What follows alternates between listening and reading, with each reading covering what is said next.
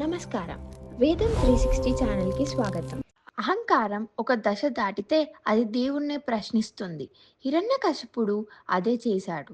బ్రహ్మవరం పొందిన తర్వాత నేను పగలు కాదు, రాత్రి కాదు, లోపల కాదు, బయట కాదు, మానవుడు కాదు, జంతువు కాదు, ఆయుధం కాదు, ఆయుధం కానిది కాదు అంటూ తాను అంజేయుడినని ప్రకటించాడు. ఈ వరాల మధ్యే తనను తాను దేవుడిగా భావించాడు. కానీ అతని ఇంట్లోనే ఒక బాలుడు ఎదిగాడు. ప్రహ్లాదుడు. తండ్రి బయటపెట్టాడు, శిక్షించాడు, చంపేందుకు ప్రయత్నించాడు. కానీ ఆ బాలుడి నోట ఒకే నామం నారాయణ. విశ్వాసం బలహీనంగా కనిపిస్తుంది. కానీ అది విరగని శక్తి. నీ దేవుడు ఎక్కడ ఉన్నాడు అని హిరణ్యకశిపుడు అడిగిన క్షణం అది చరిత్రగా మారింది. ప్రహ్లాదుడు ప్రశాంతంగా అన్ని చోట్ల అన్నాడు. అదే మాట స్తంభాన్ని చీల్చింది.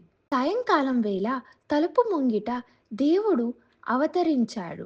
మనిషి కాదు, మృగం కాదు, నరసింహుడు. ఆ క్షణం నియమాలు కోల్పోయాయి. వరాల గడులు విరిగిపోయాయి. నరసింహుడు హిరణ్యకశిపుడిని తొడలపై ఉంచి నక్కలతో సంహరించాడు.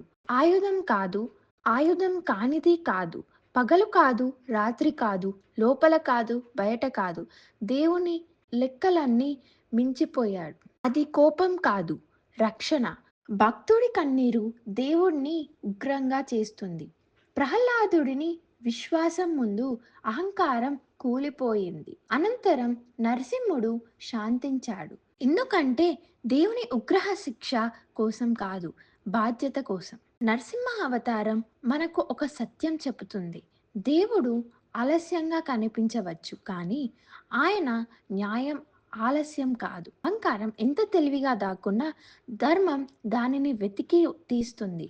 మన జీవితాలలో కూడా ఇలానే ఉంటుంది.